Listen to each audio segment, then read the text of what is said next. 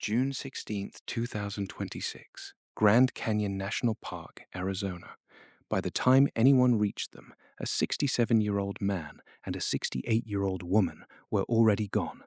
They had been hiking the North Kaibab Trail, the trail the National Park Service itself describes as the most difficult of the major inner canyon routes.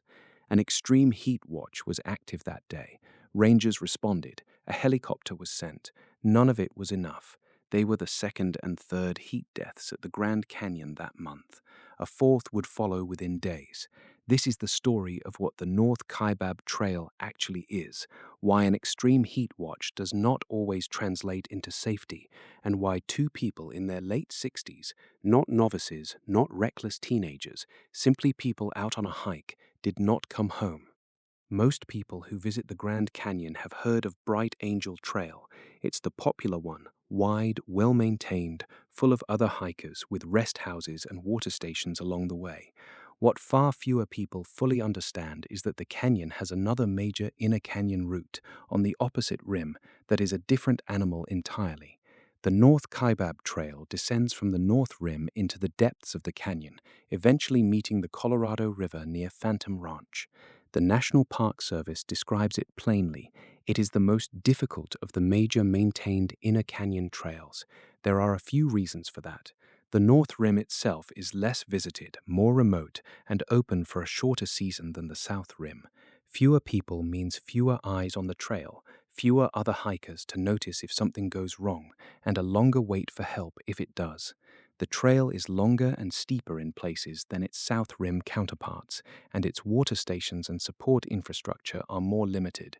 It descends into the same brutal inner canyon heat as every other trail into the Grand Canyon, but with less margin for error along the way.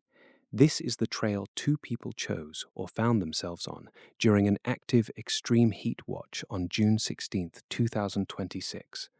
To understand this story, you need to understand what the inner canyon becomes in June. Summer temperatures in the inner canyon regularly exceed 109 degrees Fahrenheit in the shade during the midday hours, not in direct sun, in the shade. That figure is the baseline the park itself publishes, not an exceptional worst case.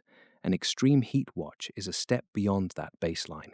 It means the National Weather Service has identified conditions likely to push temperatures even higher than the already dangerous summer norm, with an elevated risk of heat-related illness for anyone exposed for extended periods. On the day these two hikers were on the North Kaibab Trail, that watch was active, official, public, and posted. The National Park Service's guidance during conditions like these is direct. Visitors are strongly advised to avoid hiking in the middle of the day. Inner canyon trails should be avoided entirely between 10 in the morning and 4 in the afternoon during summer heat events. This is not a general suggestion. It is specific, timed, and repeated by the park every summer for exactly this reason. The inner canyon does not just get warm during these hours, it becomes an oven. The canyon walls, dark rock absorbing sunlight all day, radiate heat back into the air long after the sun has passed overhead. There is little to no wind at the bottom to move that heat away. A hiker descending into the canyon during an extreme heat watch is walking, quite literally, into the hottest environment the park has to offer at the hottest time it offers it. There's a common assumption that heat illness on canyon trails mostly threatens the unprepared, first-time visitors in flip-flops, tourists who underestimate the distance, people who didn't bring water. The reality is more complicated and more sobering. A 67-year-old man, a 68-year-old woman. These are not the profile most people picture when they imagine a hiker in over their head. Age itself changes how a body handles heat. Older adults are physiologically less able to dissipate heat efficiently.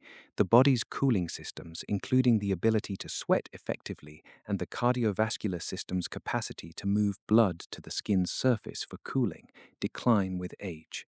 Certain common medications, more prevalent in this age group, can also interfere with the body's normal heat response without the person realizing it, and symptoms of heat illness can be harder for an older adult or people around them to distinguish from ordinary fatigue until the situation has already become critical.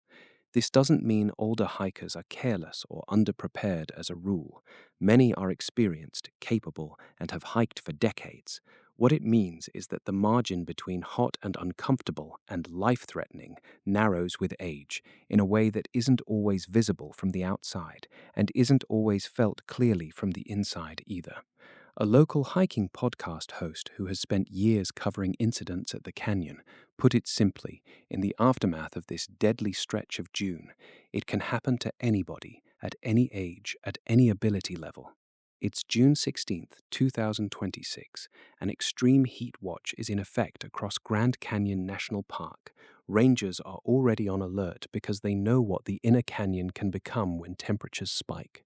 On the North Kaibab Trail, the longest and most difficult of the major trails that drop into the canyon from the north rim, a 67-year-old man and a 68-year-old woman are hiking today. The trail carves steeply downward in tight switchbacks, much of it fully exposed to the sun with almost no shade. Every step lower takes them deeper into a landscape that traps heat like a stone oven. They begin their descent. At the rim, the morning air still feels relatively cool. The views open up dramatically, the vastness of the canyon stretching away in every direction. For a while, the hike feels like what they came for: challenging but rewarding, the kind of effort that makes the scenery feel earned. As the sun rises higher and they move farther down, the temperature climbs fast. The rock walls radiate heat back at them. Sweat comes quickly, but in the dry desert air, it evaporates almost instantly, hiding just how much fluid their bodies are losing with every step. They keep moving. The trail doesn't offer easy places to rest or turn around without committing to a long, steep climb back. The first signs are quiet: a deeper fatigue than normal exertion would explain, a headache that feels a little sharper than it should, thirst that doesn't quite go away even after drinking, lightheadedness on a switchback. These are the early whispers of heat exhaustion, easy to mistake for ordinary tiredness on a tough trail, easy to push through because the alternative is stopping in the middle of nowhere. They continue. Hours pass. The sun is high now, the air inside the canyon thick with heat. What began as manageable discomfort turns heavier. Nausea appears. Dizziness comes in waves. Their bodies are losing the ability to cool themselves. The line between heat exhaustion and the far more dangerous heat stroke is being crossed. By the time the seriousness is clear, or when they can no longer keep going safely, the situation has already become critical. In this remote section of trail, there is no quick exit, no nearby shade or water source that can reverse what's happening fast enough. Someone gets word to the rangers that two hikers are in serious distress. The National Park Service responds immediately and seriously. For inner canyon medical emergencies, they bring everything they have. A helicopter lifts off, the same resource reserved for the most urgent cases, carrying rangers and medical personnel toward the reported location on the North Kaibab. The response is fast by the standards of such difficult terrain, but even a helicopter takes time to reach a precise spot on a rugged, remote trail, and in advancing heat illness, every minute matters. The body's core temperature has been rising beyond its ability to recover. When the team arrives, both the man and the woman are already deceased. The heat and the demands of the trail have done their work. There is no dramatic rescue that comes up just short, no single dramatic error that, if avoided, would have changed everything. By the time help reached them, the outcome had already been decided by the environment itself. The National Park Service has not released their identities or many of the specific details: exactly when they started, how much water they carried, whether they were hiking strictly as a pair or with others. What is known is the outline. They were on the North Kaibab Trail during an active extreme heat watch. They began experiencing symptoms of heat-related illness, and despite rapid professional response with aerial support, both were found deceased. It's worth sitting with that detail for a moment, because it tells you something important about how heat illness actually works. Heat exhaustion, if caught early, is very treatable. Shade, water, rest, and time are usually enough to reverse it. Heat stroke is a different category entirely. Once a person's core body temperature climbs high enough, the body's own cooling mechanisms fail, and the internal temperature can continue rising even without further exertion. organ systems begin to be damaged by heat itself. This can happen quickly, and once it progresses far enough, immediate medical intervention, IV fluids, active cooling, hospital-level care is needed within a narrow window to prevent death. In the remote sections of the North Kaibab Trail, that narrow window is the entire problem. A hiker in trouble may be miles from the nearest ranger station, hours from a trailhead, in a location with poor or no cell coverage. Even with a helicopter dispatched immediately, the time from onset of severe symptoms to advanced medical care can exceed the time the body has left once heat stroke has taken hold. This is why the park's guidance isn't really about what to do once someone is in trouble. It's about not being in that position in the middle of the day at all. Prevention on these trails carries almost the entire weight, because once heat stroke progresses far enough, rescue speed often cannot compensate for the head start the heat already has. June 16th did not happen in isolation. 4 days earlier, on June 12th, a 72-year-old man died of heat-related illness on the South Kaibab Trail, the other side of the canyon, similarly steep, similarly unforgiving in summer. Just days before that, on June 3rd, an 18-year-old had died of heat-related illness on the Bright Angel Trail. Within the same short stretch of June 2026, the park recorded 4 heat-related deaths across 3 different inner canyon trails. Different ages, different trails, different circumstances. The same underlying cause each time: extreme inner canyon heat encountered during the hours the park explicitly warns against. The National Park Service's response to this cluster was direct.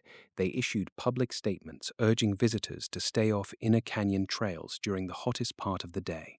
They reiterated, again, the same core guidance the park repeats every single summer: avoid the inner canyon between 10 in the morning and 4 in the afternoon, when heat events are active. The following week, the National Weather Service issued another extreme heat watch for the canyon, forecasting temperatures that could reach or exceed 110 degrees at Phantom Ranch. The park, having just buried the story of 4 deaths in a matter of weeks, found itself issuing the same warnings again, for the same trails, ahead of the same kind of heat. For anyone considering the North Kaibab Trail or any inner canyon trail at the Grand Canyon in summer, treat an extreme heat watch as a hard stop, not a caution. This isn't a general weather advisory. It means the National Weather Service has identified conditions substantially beyond the canyon's already dangerous summer baseline. On these days, the safest inner canyon hike is the one that doesn't happen during the watch's active hours. Avoid the inner canyon entirely between 10 in the morning and 4 in the afternoon in summer. This window is not a soft suggestion. It's the specific span during which the overwhelming majority of the park's heat-related medical emergencies occur, because it's when the canyon floor and the surrounding rock are radiating the most heat back into the air. Understand that age changes the calculation, not the desire. Being an experienced hiker or having done this trail before does not offset the physiological reality that the body's ability to regulate its own temperature changes with age. This is not a reason to stop hiking. It's a reason to plan more conservatively. Earlier starts, shorter distances, more frequent rest and water, and a lower threshold for turning back. Recognize that speed of rescue cannot always outrun heat stroke. Once heat illness crosses from exhaustion into stroke, the window for effective intervention narrows dramatically, and remote trail sections mean that window can close before help arrives, no matter how quickly it's dispatched. The only reliable safeguard is not reaching that point in the first place. Choose the North Kaibab Trail specifically with extra caution. The park's own description of it as the most difficult of the major inner canyon trails is not a badge of honor to chase. It reflects genuinely reduced margin, fewer people around, more remote sections, longer response times, precisely the conditions that turn a heat emergency into a fatality.